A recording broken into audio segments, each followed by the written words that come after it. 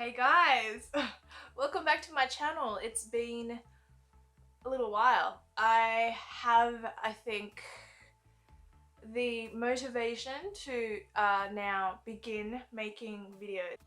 But today's video comes with, it was shown to me actually by my fella, and I didn't expect this to be what would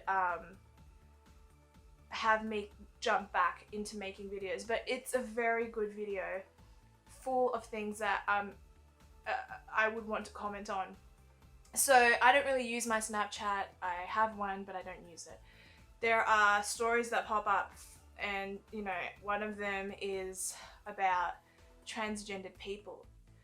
So I thought, why not have a look at this video and then we can comment on it. Before I'm traveling somewhere, I am filled with anxiety. My heart starts to race, my breath is cut short, sometimes I'll be shaking. I'm a trans woman, I'm just a non-binary trans woman. I was traveling to LA from Phoenix. When I was going through TSA, I set off the full body scanner alarm. I was scanned as a man, my breast set off the scanner because there's a lot of plastic in there. Okay, so we reached the part where this transgendered lady talks about how the breasts, the things I don't have, the things that transgendered men have more than I do, set off the alarms. That in itself would be, you know, totally nerve-wracking, and totally, your heart would definitely sink. Okay, let's continue. I was made to feel so uncomfortable by being misgendered, by being scanned as a man. Okay, sweetheart, you can't say you were misgendered. You can't say that because you said earlier that you identify as a non-binary. So whilst you've chosen to appear more feminine with your exterior and to simulate that of a female, you know you're not a female, you're a trans woman. You're not a woman, you're a trans woman. That's fine, you can be a trans woman. I don't think any harm should come to you. You shouldn't have any harm coming to you. But we have lived in a time presupposed with the concept of man and woman. The whole non-binary, the whole, you know, the whole genderqueer, all of that additional stuff, that is new.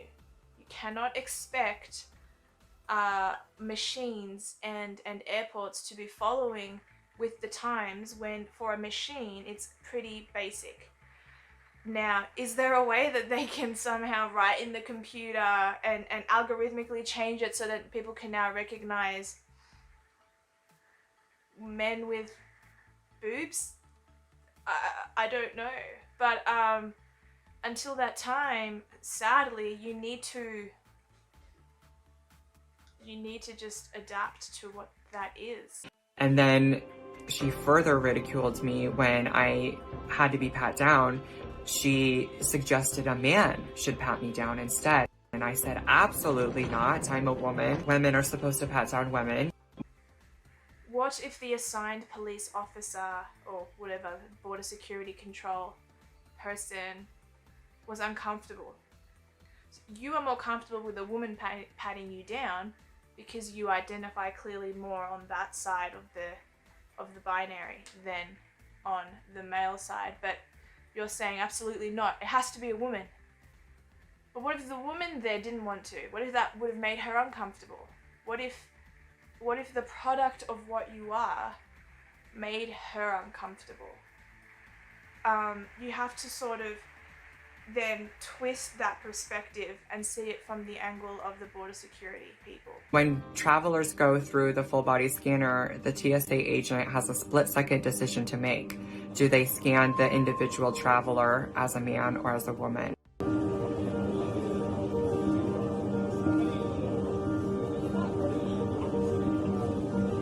99% of the time I go through the full body scanner and my body sets off the alarm because the alarm shows that I have a yellow little box in between my legs. When you're going through TSA and you're going specifically through the body scanner, the employee working the computer for the body scanner has to select male or female based on who you are and what they visually see of the person walking through. So if, I don't know, Jake Paul was walking through TSA, they're going to select male because they look, and he looks male, and he goes through. And they have a different scan for males and females based on anatomy because it may or may not obscure a hidden, like, dangerous object being brought onto the plane. So what happens to me and what happened here is that when I go through the body scanner at TSA, they select female because that's what they see based on secondary sex characteristics.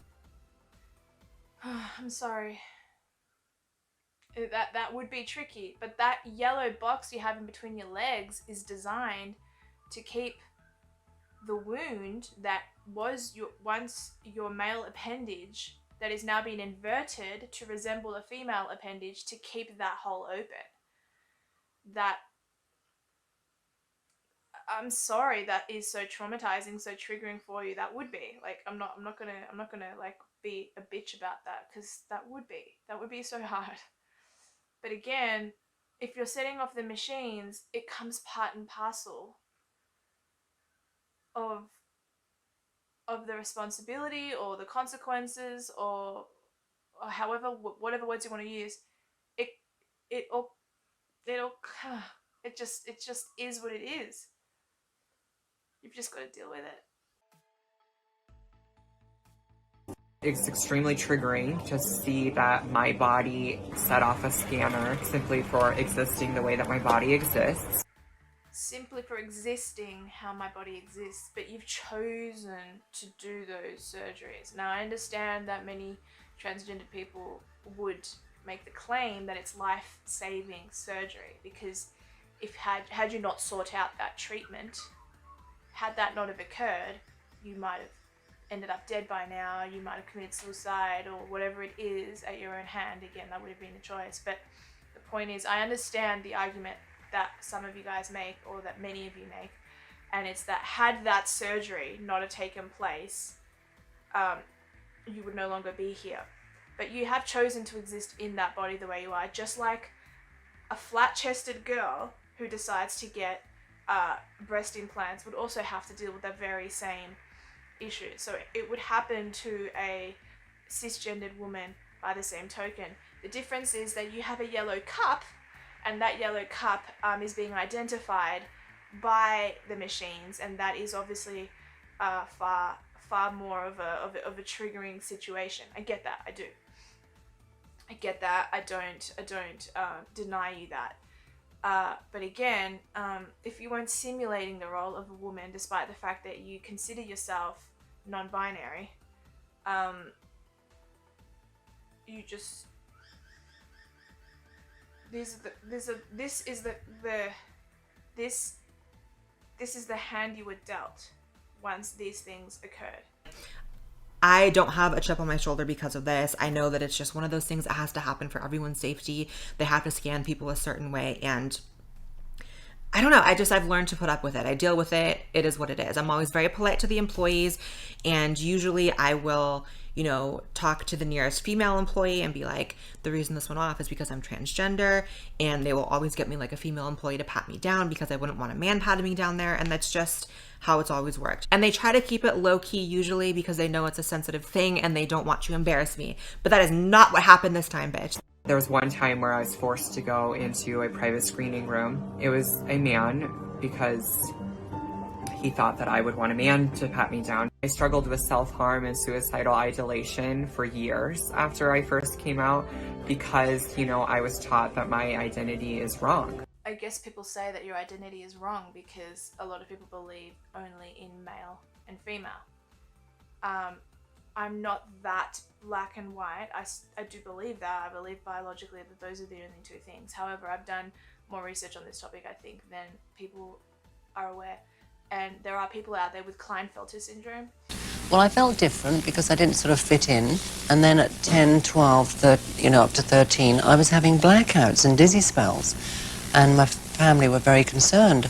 My mum and dad took me to a hospital, and I had all these tests and electrodes on my head, but they just said, oh, he's growing up too fast. You know, they didn't specialize in hormones and what have you. So you thought you had a little behavior problem kid who couldn't Yes. concentrate and was aloof and stood away from Well, it? especially when she had blackouts and she had dizzy spells. We took her to the specialist, and they didn't know enough about transsexuals. My initial reaction was relief, really, because I knew there was something wrong, and I think it was relief to know what it was, because I thought, you know, she can identify with herself now, and the operation is the only answer.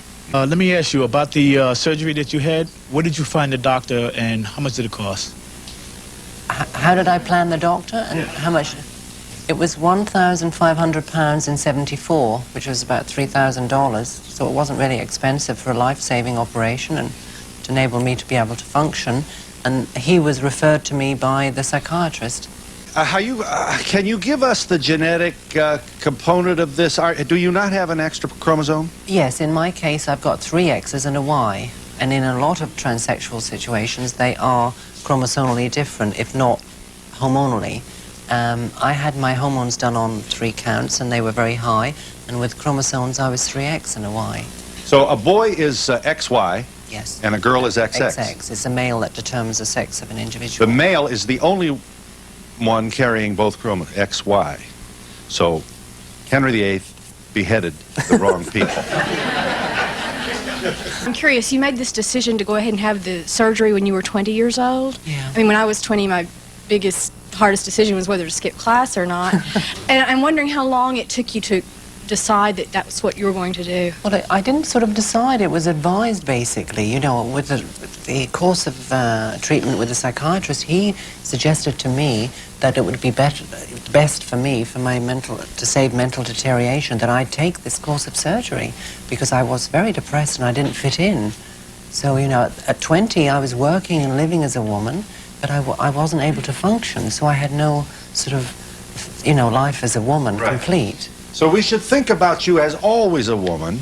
Well, I was born a woman with, you know, a growth. With these unwanted anatomical characteristics. What do blackouts have to do with being transsexual? Blackouts. Your mother said you had blackouts. Blackouts was all to do with, you know, having hormone imbalances and being dizzy, a bit like the menopause. Services provided. Klinefelter syndrome. Klinefelter syndrome is a genetic condition affecting males. It occurs if a man is born with an extra X chromosome. It can cause a variety of problems, including a small penis, small testes, and infertility. What is Klinefelter syndrome? Klinefelter syndrome is a congenital condition in which males are born with more extra X chromosomes. It is not inherited. Klinefelter syndrome is common, affecting 1 in every 450 men, but most people with Klinefelter syndrome don't know they have it and have never received treatment. It is also known as Klinefelter's syndrome and as XXY syndrome. To me, any disorder that is like that, or similar, or has similar attributes, there's more than just Klinefelter syndrome that has similar attributes. Those are the types of disorders where I think it's okay to transition. But in your case, I don't know if you have Klinefelter syndrome, but it appears to me that it's just something that you did in terms of it was a mental thought. It was a reality in your head that didn't fit your exterior. It wasn't a chemical imbalance, it wasn't a hormonal imbalance. You don't have extra estrogen, and so for that fact alone, people probably said your identity was wrong because you didn't meet those particular checks. For the longest time, I was living to make other people feel comfortable. And now I'm reclaiming my body, reclaiming my identity, reclaiming myself. Trans people, people with disabilities, people who wear head wraps for, you know, religious purposes, people with extra skin, people who are larger bodied. We are all being harassed and targeted by the TSA full body scanners. You're not really being harassed. It's not like pointing the finger and targeting you because, oh my gosh, look at this freak. The machine works on, I suppose, an algorithm. You either are male or female. That's it. Now, you have people born with Klinefelter syndrome who are male but have relatively high female elements to them. These are disorders, but again, you haven't stated that you have that. Now, you align yourself with heavier set people, religious people. I assume you meant Islamic only, because no one really looks at the Christian. And you're saying that all of these different people are being targeted by TSA machines. They should be. You need to profile people. Now, it's no secret, I have an ethnic look, I have an ethnic face. Do you know how many times I am mistaken for Persian? For those who don't know, Persian is Iranian.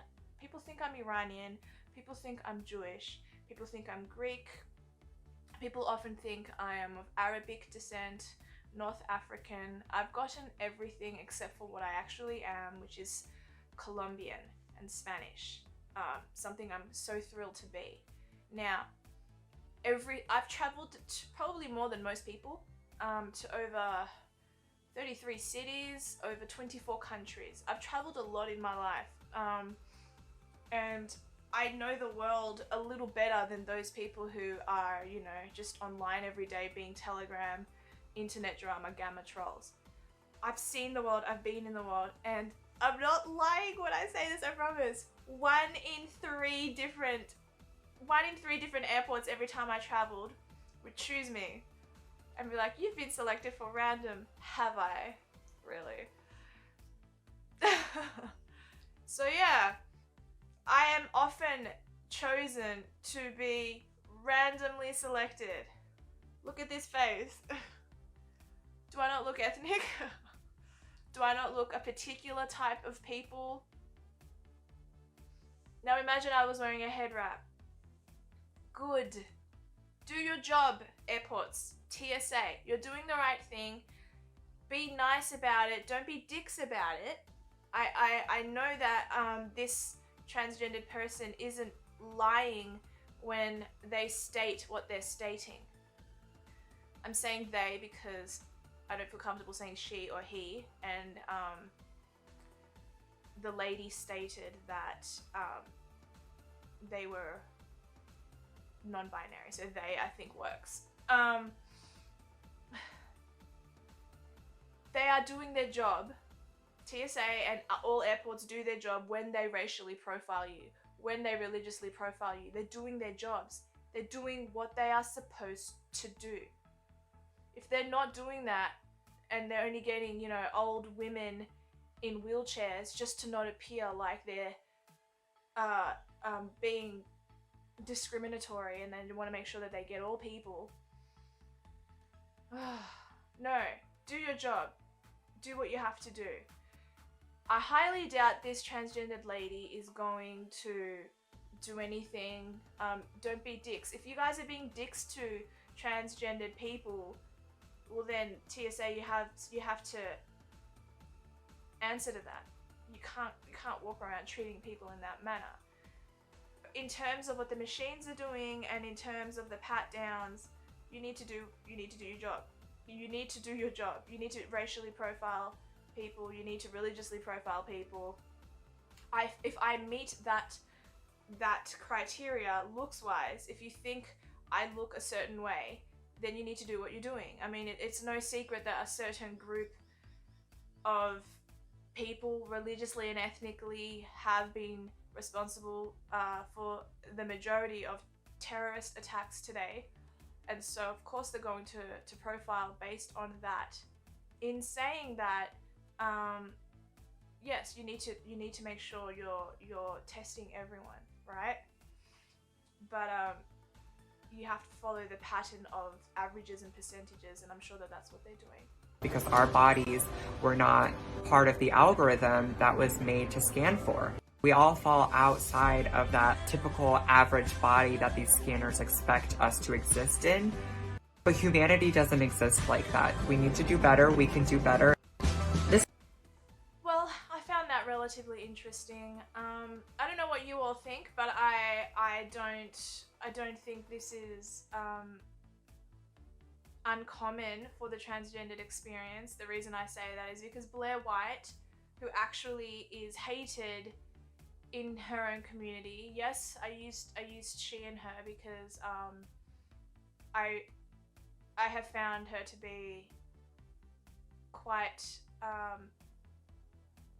mature and practical and rational regarding day-to-day realities of being transgendered, and she just doesn't assume everyone is out to get her. But of course there are trans-specific discriminatory experiences. So this is what she had to say about a very similar experience that this trans lady went through. Take a look. It was so bad. So I go through the body scanner at the Chicago airport. They select female, my crotch goes off, I have to be pat down. And one of the most horrific things, embarrassing things happened. There was a male employee working the computer, and all of a sudden, in this airport, he shouts out in front of maybe 100 people in the line behind me in TSA, in front of all the employees, "Oh my God, it ain't no female." Like, he exclaims in an attempt to like embarrass me, because he thinks it's funny that upon me going through the scanner, they discovered that I'm ain't no female. And I was so taken aback because he yelled it and then he started laughing, and then another employee started laughing, and I'm like, how can people take the trans part out of it? How can you purposefully try to embarrass someone in public like that you don't know? And how can you purposefully yell something out about someone's body in public and think that that's like acceptable? As you can tell, very adult, very grown up, very respectful. I quite appreciate that element. And also they were dicks. They were dicks to her, and they were clearly dicks to the trans lady. But my analysis or my counter arguments were more based on the fact that you need to expect a little bit more in terms of reality and rationality and practicality. Those things need to be implemented as well. The machines do what they do because, as you said, you had enough plastic in your boobs that it would have set it off, and that the machines also noticed your yellow cut. You just need to expect that. Like, there's no way around that. But anyway, I hope you guys like this video, and yeah, I don't like to piss fight around. Like the video if you like. If you want to, dislike it. Algorithmically, it does the same thing on YouTube. I don't know how many times I have to say that. God bless you all. Remember to pray for your enemies.